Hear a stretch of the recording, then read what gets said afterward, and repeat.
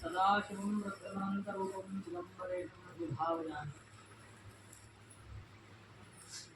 ಚಿದಂಬರ ಮಹಾಸ್ವಾಮಿಯವರ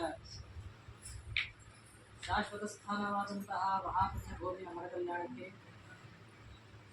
ಪ್ರತಿ ವರ್ಷದಂತೆ ಈ ವರ್ಷವೂ ಕೂಡ ಚಿದಂಬರ ಮಹಾಸ್ವಾಮಿಯವರ 266ನೆಯ ಅವತಾರ ಜಯಂತಿ ಶೈವಾಗಮೋಕ್ತ ಮಹೋತ್ಸವದ ನಿಮಿತ್ತವಾಗಿ ಜರುಗುವಂತಹ ಕುಲಸ್ವಾಮಿಯಾದಂತಹ ಮಾರ್ತಾಂಡ ಭೈರವ ನವರಾತ್ರಿಯ ಪ್ರಯುಕ್ತವಾಗಿ ಜರುಗುವಂತಹ ಮಹಾಸ್ವಾಮಿಯ ಕಲ್ಯಾಣೋತ್ಸವದ ಪ್ರಯುಕ್ತವಾಗಿ ನಾವೆಲ್ಲರೂ ಕೂಡ ಸತತವಾಗಿ 29 ವರ್ಷಗಳ ಕಾಲ ಮೂಲ ಸನ್ನಿಧಾನಕ್ಕೆ ಪಾದಯಾತ್ರೆ ಮುಖಾಂತರವಾಗಿ ನಾವು ನಡ್ಕೊಂಡು ಬಂದಿದ್ದೇವೆ. ನಮ್ಮೆಲ್ಲರಿಗೂ ಕೂಡ ಚಿದಂಬರ ಮಹಾಸ್ವಾಮಿಯವರ ಸ್ಮರಣಪೂರ್ವಕ ಶುಭಾಶೀರ್ವಾದಗಳು. बोलो शिव चिदंबरेश्वर महाराज की जय.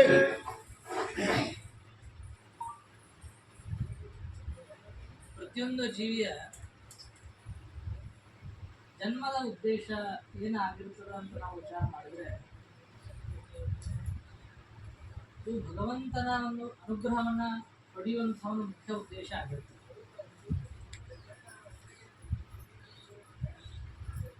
ಯಾಕೆ ಅಂತ ಕೇಳಿದ್ರೆ ಪ್ರತಿಯೊಂದು ಜೀವಿಯು ಬಯಸುವಂಥದ್ದು ಏನಪ್ಪಾ ಅಂತಂದ್ರೆ ಸುಖವನ್ನ ಬಯಸ್ತಾನೆ.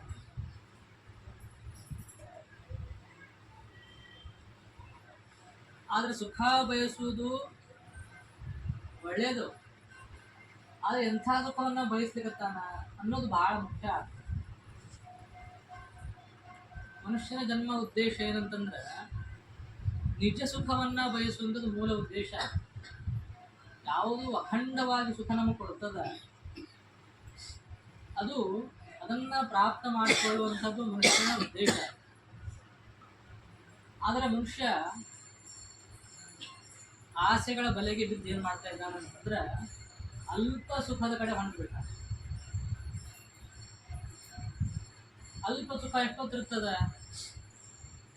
ಕ್ಷಣಿಕ. ಆ ಕ್ಷಣಿಕದ ಸುಖದ ಕಡೆ ಬೆನ್ನು ಹತ್ತಾನೆ ಮನುಷ್ಯ. ಆದ್ದರಿಂದ ಅವನಿಗೆ ನಿಜವಾದ ಸುಖದ ಮಹತ್ವನ ಗೊತ್ತಿಲ್ಲ. ನಾವು ಅಖಂಡ ಸುಖವನ್ನ ಪ್ರಾಪ್ತ ಮಾಡ್ಲಿಕ್ಕೆ ಏನು ಮಾಡಬೇಕು ಅಂತ ವಿಚಾರ ಮಾಡಿದ್ರೆ ಸುಖ ಪ್ರಾಪ್ತಿ ಇಚ್ಛಾಮಣಿ ಸದಾ ಪಾವೇ. ನಮ್ಗೆ ಅಖಂಡ ಸುಖ ಬೇಕಾಗಿತ್ತು ಅಂತಂದ್ರೆ ನಾವೇನ್ ಮಾಡ್ಬೇಕು ಅಂತಂದ್ರೆ ಸದಾ ಪಾವೇ, ಸದಾಕಾಲ ನಾವು ಆ ಭಗವಂತನ ಚಿದಂಬರ ನಾಮಸ್ಮರಣೆ ಮಾಡ್ಕೊತೇವೆ. ಇದರಿಂದ ಏನಾಗ್ತದ? ನಾಮಸ್ಮರಣೆ ಮಾಡೋದ್ರಿಂದ ನಾವು ಮಾಡಿದಂತಹ ಏನು ಕರ್ಮಗಳಿರ್ತಾವ, ಪಾಪ ಕರ್ಮಗಳೇನಿರ್ತದ ಎಲ್ಲ ನಾಶ ಆಗ್ತದೆ. ನಾಶ ಆಗಿ ಅದು ಭಗವಂತನ ಮಾರ್ಗ ಕಡೆ ನಮ್ಮ ತಗೊಂಡು ಹೋಗ್ತದೆ.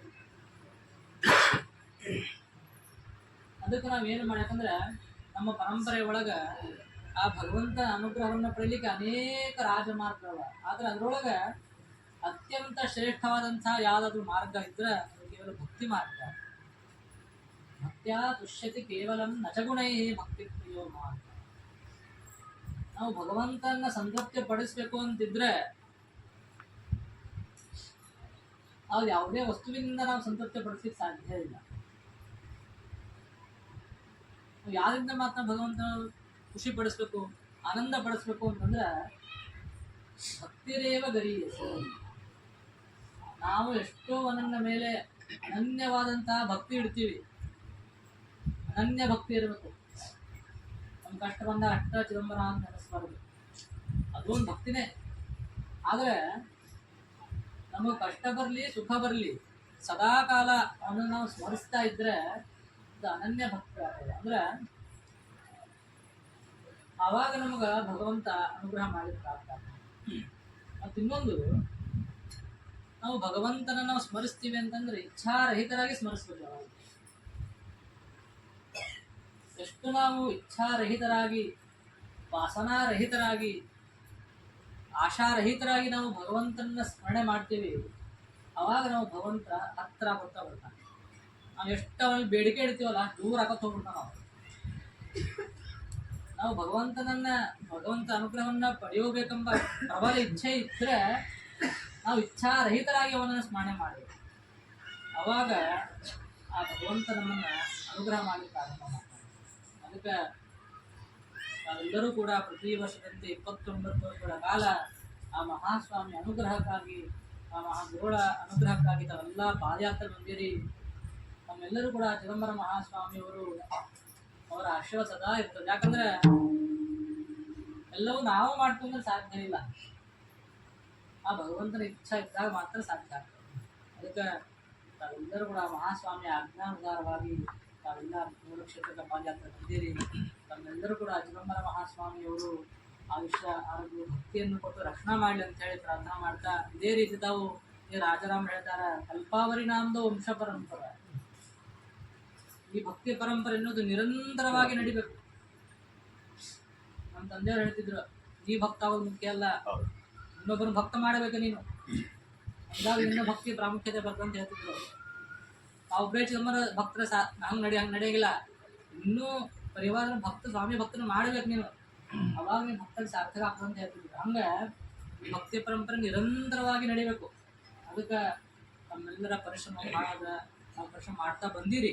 ಅದಕ್ಕೆ ತಮ್ಮೆಲ್ಲರೂ ಕೂಡ ಚಿದಂಬರ ಮಹಾಸ್ವಾಮಿ ಆಶೀರ್ವಾದ ಸದಾ ಇರ್ತದೆ ಅಂತ ಹೇಳ್ತಾ ತಾವೇನು ಪಾದಯಾತ್ರೆ ಬಂದಿರಿ, ತಮ್ಮೆಲ್ಲರೂ ಶುಭಾಶೀರ್ವಾದವನ್ನು ತಿಳಿಸ್ತಾ ನನ್ನ ಮಾತನ್ನ ಇಲ್ಲಿ ಮುಗಿಸ್ತೀನಿ. ಮತ್ತು ಈ ಪಾದಯಾತ್ರೆ ಅಂತಂದ್ರೆ ಸಾಮಾನ್ಯ ಇರಂಗಿಲ್ಲ, ಎಷ್ಟೋ ಭಕ್ತರು ಹಿಡ್ಕೊಂಡು ಬರ್ಬೇಕು. ರಾಮಾಚಾರ್ಯ ಶ್ಯಾಮಾಚಾರ್ಯ ಅವರು ಅವ್ರದ್ದು ಜವಾಬ್ದಾರಿ ಬಹಳ ಇರ್ತದ.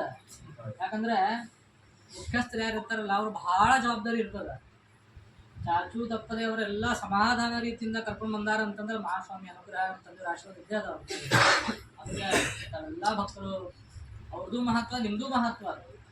ಅದಕ್ಕೆ ಇದೇ ರೀತಿಯಾಗಿ ನಿರಂತರವಾಗಿ ಆ ಮಹಾಸ್ವಾಮಿ ಭಕ್ತರನ್ನ ಕರ್ಕೊಂಡು ಕ್ಷೇತ್ರಕ್ಕೆ ಬರಲಿ, ಇನ್ನೂ ಹೆಚ್ಚಿದಂತಹ ಶಕ್ತಿಯನ್ನು ಕೊಡಲಿ ಅಂತ ಹೇಳಿ ಆ ಮಹಾಸ್ವಾಮಿಯಲ್ಲಿ ಪ್ರಾರ್ಥನೆ ಮಾಡ್ತಾ ತಾವೆಲ್ಲರೂ ಕೂಡ ಪ್ರತಿ ವರ್ಷ ಬರ್ರಿ, 3 ಕ್ಷೇತ್ರಕ್ಕೆ ಪಾದಯಾತ್ರೆ ಬರ್ರಿ, ಮಹಾಸ್ವಾಮಿ ಅನುಗ್ರಹ ಪಡೀರಿ ಅಂತ ಹೇಳ್ತಾ ಒಂದೆರಡು ಮಾತನ್ನ ಇಲ್ಲಿ ಮುಗಿಸ್ತೇನೆ. बोला शिव चिदम्बरेश्वर महाराज की जय, सद्गुरुनाथ महाराज की जय.